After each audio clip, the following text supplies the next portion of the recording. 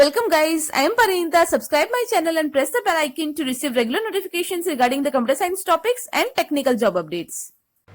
Hello guys, welcome to my channel to polish your CSE concepts with me. So, let's get started. In today's video, we are going to learn about first order predicate logic, that is commonly known as FOL in artificial intelligence. Right, in my previous video, we have already discussed about PL, that is propositional logic, in detail. We have seen what is PL, how to convert any simple language or simple statement into PL, and we have also discussed that what were the disadvantages of PL due to which we are coming towards FOL. Fine. Now, if I give you a quick overview that some of the important disadvantages of PL were PL does not represent any individual entities. What do we mean by individual entities? Any simple statements like Ram is a student, Sham is a teacher, the weather is cloudy today. Simple statements like this can be converted into logical statement with the help of FOL, but they couldn't be converted into logical statement with the help of PL, and so FOL came into existence. Apart from that, the quantifiers like for every, we know that this is for every, right? For every, there exists. These are the quantifiers which are available to us in FOL, but they were not available in case of PL. So these were the certain disadvantages of PL or propositional logic, due to which we are now learning FOL. So what FOL basically is, FOL or first order predicate logic is an extended part of PL that articulates the natural language statements in an easy way. It is also known as only first order logic or predicate logic. So if you are asked about first order predicate logic or first order logic or simply predicate logic, all these mean the same. Fine. So this is all about first order predicate logic. You should understand first that why it is needed, why we are learning this. I have already told you those things. Fine. Now the most important thing to learn in this is, if normal English statements are given, how we can represent. It is actually what? It is nothing but representation of information. This is mainly used for any information representation in artificial intelligence, right? So obviously, as we know, any information will be given to us in form of simple English statements, right? In form of simple language, the information are given, and we have to represent the same information in the logical statement. For obviously, if we want to do something programmatically in computers, so we know that machines don't understand these languages, right? So in order to work digitally, we have to convert these languages into logical statements. So here we are going to learn how to represent these simple English statements into first order predicate logic. Fine. So let's start. If you are given the statement like Ram is a student, how we can convert this? Ram is a student. So in FOL, it can be written as Ram. We will write Ram is the subject, so we will write Ram in the bracket, and Ram is what? It is student. He is student. So Ram is a student is represented like this. Fine. Ram, whatever the subject is, Ram will come inside this, inside the braces. So Ram is student. Similarly, Sham is teacher. So again, Sham is the subject. So Sham will come inside bracket, and Sham is what? Teacher. Teacher will come here. Fine. It is simple. You just need to practice more and more examples. So here I have taken some of the common examples for you, some of the standard examples for you. The more you practice, the more you learn. Okay. So what is the third one? Ram takes either maths or bio. So here either or is there. Fine. Ram takes either maths or bio.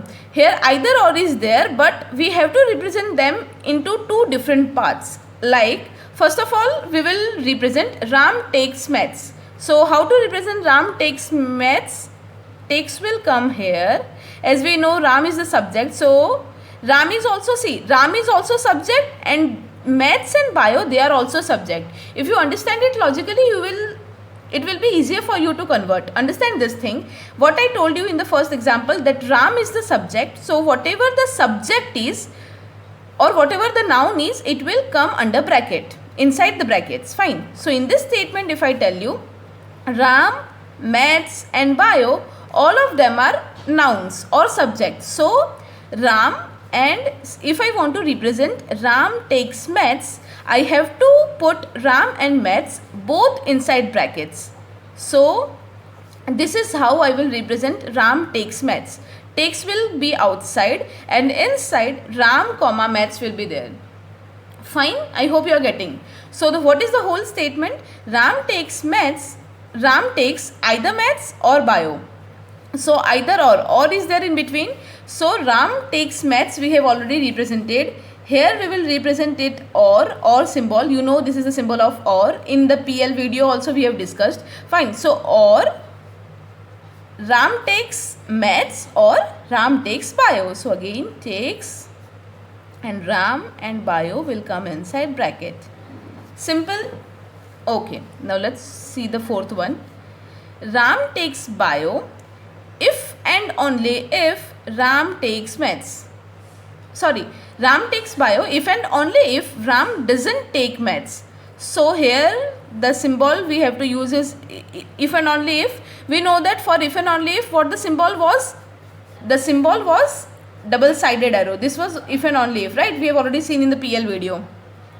So first of all we have to signify Ram takes bio.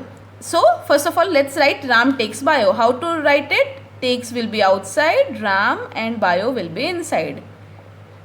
So Ram takes bio if and only if. So the symbol will be if and only if Ram doesn't take maths. Fine. Ram doesn't take maths. So doesn't take, it is does not take, so not will be there, and inside takes what? Ram and maths. Fine. Simple. Okay. Then let's go to the fifth one.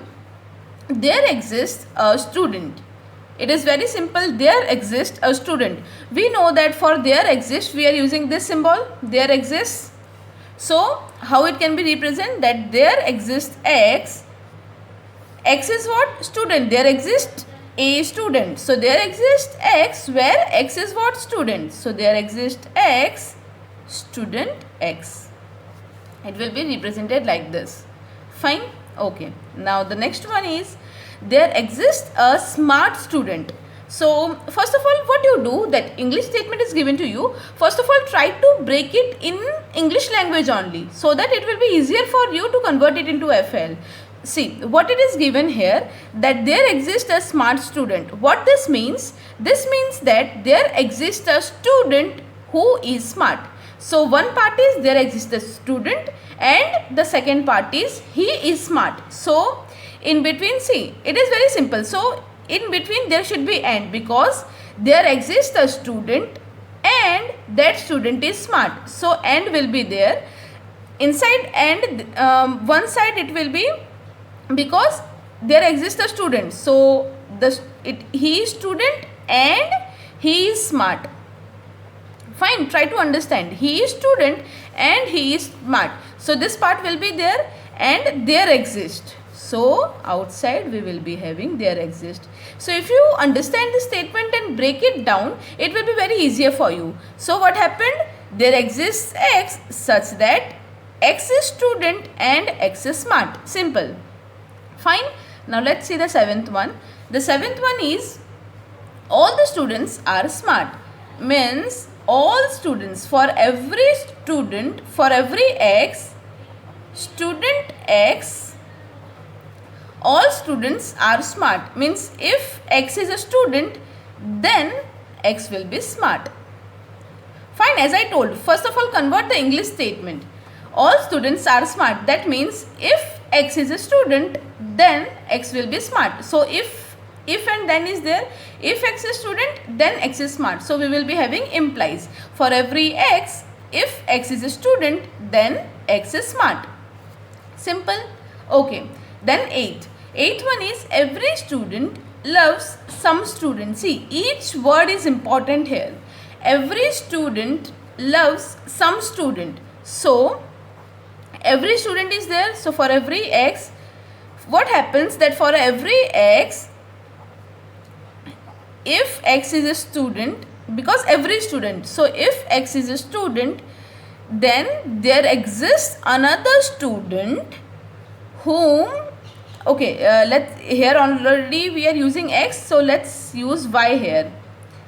For every x, if x is a student, so that means what, for every student there exists some student y such that this y is a student and x loves y. X loves y can be represented by this comma y, this 1 2.